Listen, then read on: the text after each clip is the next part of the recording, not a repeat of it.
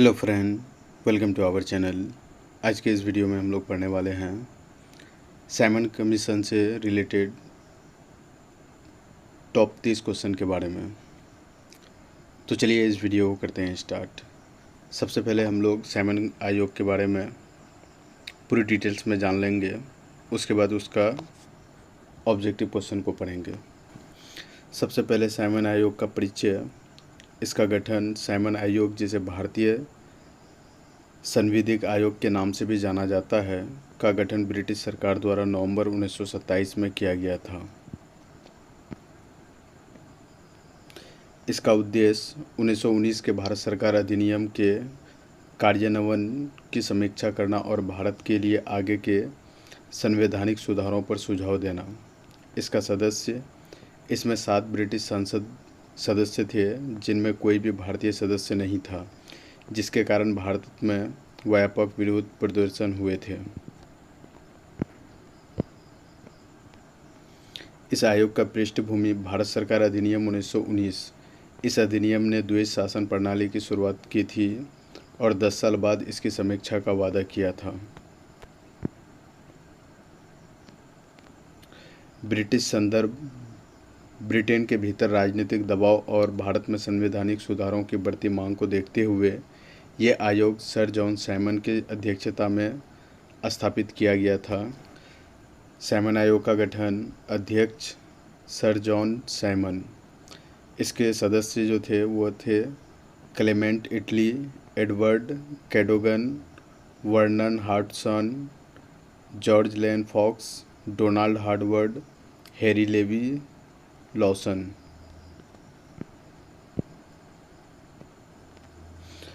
भारतीय प्रतिक्रिया। प्रारंभिक प्रतिक्रिया। आयोग का तुरंत विरोध हुआ क्योंकि इसमें कोई भी भारतीय सदस्य नहीं थे। राष्ट्रव्यापी विरोध। पूरे देश में व्यापक विरोध प्रदर्शन हुए। भारतीय राजनीतिक नेता और दल जैसे भारतीय राष्ट्रीय कांग्रेस और मुस्लिम लीग ने आयोग का बहिष्कार किया। इसका प्रमुख नारा साइमन गो बैक एक लोकप्रिय नारा बन गया। प्रमुख घटनाएं। लाहौर विरोध। 30 अक्टूबर 1928 को लाहौर में आयोग के खिलाफ एक बड़े विरोध प्रदर्शन में हिंसा हुई, जिसमें लाला लाजपत राय को पुलिस ने गंभीर रूप से लाठी मारकर घायल कर दिया और उसके बाद इसका मृत्यु भी हो गया। इसका बहिष्कार। सभी प्रमुख राजनीतिक समूह जैसे भारतीय राष्ट्रीय कांग्रेस और मुस्लिम लीग ने आयोग के सत्रों का बहिष्कार किया। साइमन आयोग की सिफारिशें। प्रांतीय स्वयं सत्ता। द्वैध शासन की जगह प्रांतीय स्वयं सत्ता का प्रस्ताव रखा गया, जिससे प्रांतों को अपने प्रशासन पर अधिक नियंत्रण मिल सके। पृथक निर्वाचन मंडल। मुसलमानों और अन्य अल्पसंख्यकों के लिए पृथक निर्वाचन मंडलों को जारी रखने की सिफारिश की गई। संघीय संरचना। भारत में एक संघीय संरचना की स्थापना का सुझाव दिया गया, जिसमें ब्रिटिश भारतीय प्रांत और रियासतें शामिल हो। बर्मा और अदन। बर्मा यानी कि अब ये म्यांमार से। बर्मा और लंदन। बर्मा अब ये म्यांमार के नाम से जाना जाता है और अदन को भारत से अलग करने का सुझाव दिया गया।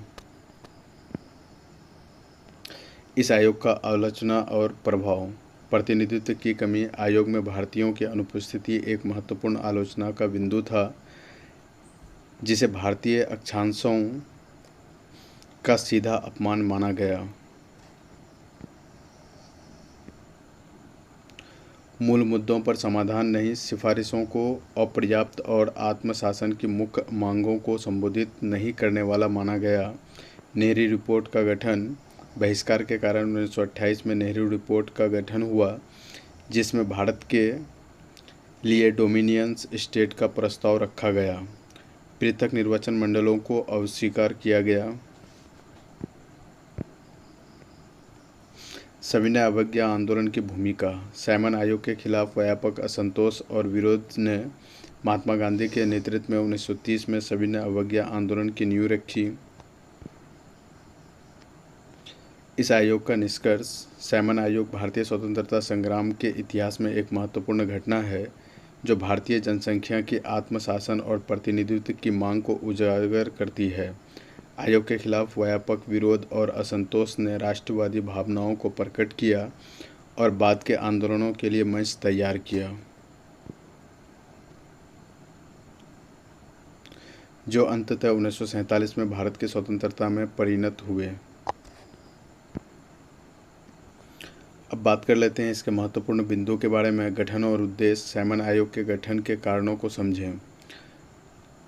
गठन, सदस्य और भारतीय प्रतिनिधित्व की अनुपस्थिति का महत्व, भारतीय प्रतिक्रिया, राष्ट्रव्यापी विरोध, नारों और प्रमुख घटनाओं पर ध्यान दें। सिफारिशें। आयोग की प्रमुख सिफारिशों को नोट करें।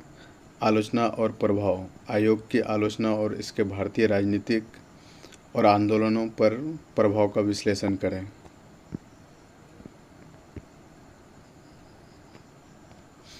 अब हम लोग बात करेंगे सैमन आयोग से रिलेटेड टॉप 30 MCQ क्वेश्चन जो कि BPSC के एग्ज़ाम में बार बार पूछे जाते हैं।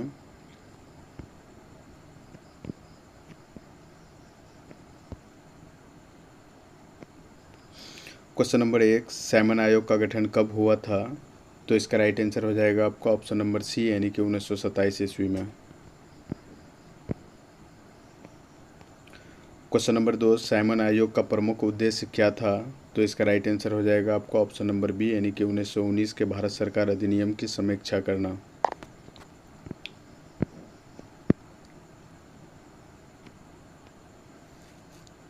क्वेश्चन नंबर 3, सैमन आयोग के अध्यक्ष कौन थे? तो इसका राइट आंसर हो जाएगा आपका ऑप्शन नंबर सी, यानी कि sir John Simon.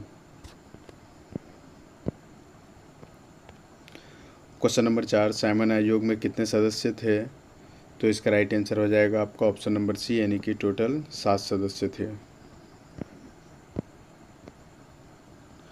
Question number 5, Simon आयोग में कितने भारतीय सदस्य शामिल थे? तो इसका राइट आंसर हो जाएगा आपका ऑप्शन नंबर ए, यानी कि 0, यानी कि कोई भी सदस्य भारतीय नहीं थे, इसलिए इसे गोड़ों का आयोग भी कहा जाता था। क्वेश्चन नंबर 6, सैमन आयोग के गठन का एक प्रमुख कारण क्या था? तो इसका राइट आंसर हो जाएगा आपका ऑप्शन नंबर बी, यानी कि संवैधानिक सुधारों की मांग।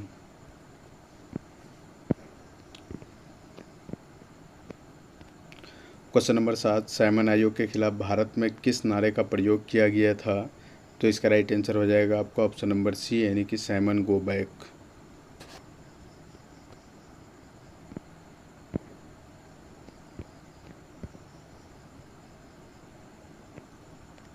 क्वेश्चन नंबर 8, लाहौर में सैमन आयोग के विरोध के दौरान किस भारतीय नेता को गंभीर चोटें आई थी?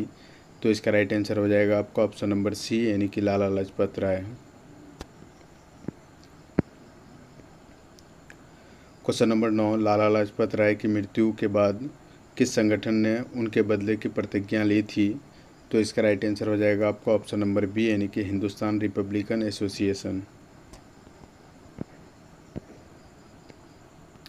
क्वेश्चन नंबर 10, सैमन आयोग ने प्रांतों में किस प्रणाली का प्रस्ताव रखा था? तो इसका राइट आंसर हो जाएगा आपका ऑप्शन नंबर बी, यानी कि प्रांतीय स्वयं सत्ता। क्वेश्चन नंबर 11, सैमन आयोग की सिफारिशों में किसका सुझाव दिया गया था? तो इसका राइट आंसर हो जाएगा आपका ऑप्शन नंबर बी, यानी कि पृथक निर्वाचन मंडलों का जारी रहना। क्वेश्चन नंबर 12, किसने सैमन आयोग की सिफारिशों को खारिज किया और इसके खिलाफ रिपोर्ट बनाई? तो इसका राइट आंसर हो जाएगा आपका ऑप्शन नंबर बी, यानी कि मोतीलाल नेहरू ने। क्वेश्चन नंबर 13, नेहरू रिपोर्ट का प्रकाशन कब हुआ था? तो इसका राइट आंसर हो जाएगा आपका ऑप्शन नंबर बी, यानी कि 1928 ईस्वी में।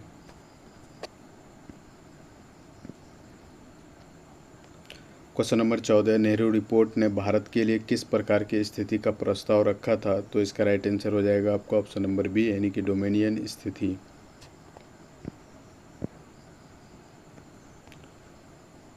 क्वेश्चन नंबर 15, सैमन आयोग ने किसके पृथक्करण का सुझाव दिया था? तो इसका राइट आंसर हो जाएगा आपका ऑप्शन नंबर ए, यानी कि बर्मा और अदन का।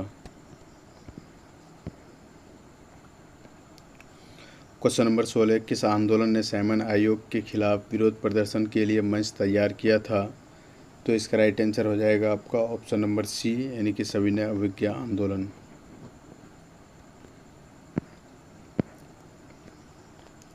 क्वेश्चन नंबर 17, साइमन आयोग के विरोध में सबसे महत्वपूर्ण योगदान किसने दिया था?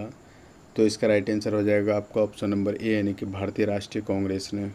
क्वेश्चन नंबर 18, साइमन आयोग ने किस वर्ष अपनी रिपोर्ट प्रस्तुत की थी? तो इसका राइट आंसर हो जाएगा आपका ऑप्शन नंबर सी, यानी कि 1930 ईस्वी में।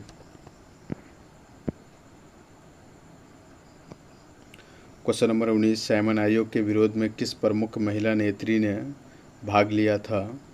तो इसका राइट आंसर हो जाएगा आपका ऑप्शन नंबर ए, यानी कि सरोजिनी नायडू ने।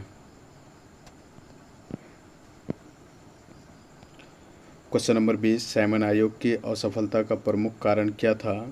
तो इसका राइट आंसर हो जाएगा आपका ऑप्शन नंबर सी, यानी कि भारतीय सदस्यों की अनुपस्थिति।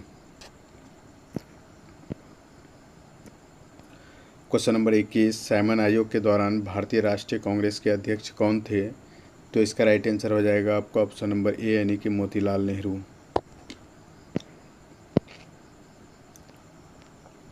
क्वेश्चन नंबर 22, साइमन आयोग के विरोध के बाद कौन सा आंदोलन प्रारंभ हुआ? तो इसका राइट आंसर हो जाएगा आपका ऑप्शन नंबर सी, यानी कि सविनय अवज्ञा आंदोलन।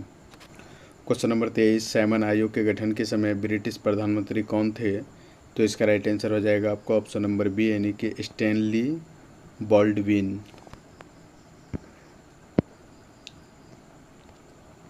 क्वेश्चन नंबर 24, किस समिति ने साइमन आयोग की सिफारिशों का विस्तृत अध्ययन किया? तो इसका राइट आंसर हो जाएगा आपका ऑप्शन नंबर बी, यानी कि नेहरू समिति।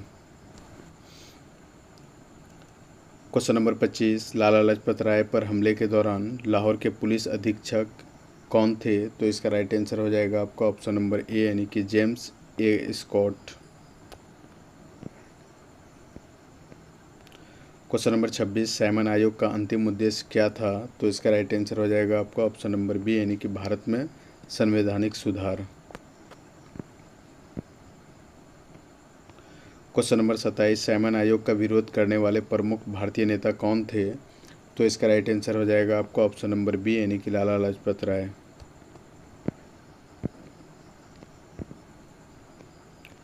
क्वेश्चन नंबर 28, किस भारतीय स्वतंत्रता संग्राम के नेता ने साइमन आयोग की आलोचना करते हुए कहा था कि यह श्वेत पुरुषों का दल है?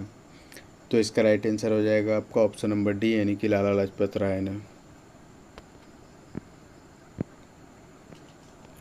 क्वेश्चन नंबर 29, साइमन आयोग की रिपोर्ट को किसने अस्वीकार किया और भारतीय स्वराज की मांग की?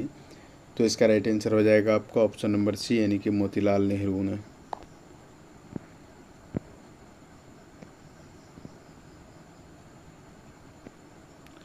क्वेश्चन नंबर 30, किस पुस्तक में साइमन आयोग के विरोध और इसके परिणाम स्वरूप हुए आंदोलन का विस्तृत विवरण मिलता है? तो इसका राइट आंसर हो जाएगा आपका ऑप्शन नंबर सी, यानी कि इंडियन स्ट्रगल। तो दोस्तों, आज के इस वीडियो में इतना ही। अगर ये वीडियो आपको इन्फॉर्मेटिव लगा है तो इस वीडियो को लाइक और शेयर करें तथा इस चैनल में बने रहने के लिए इस चैनल को सब्सक्राइब करें। Thank you for watching this video.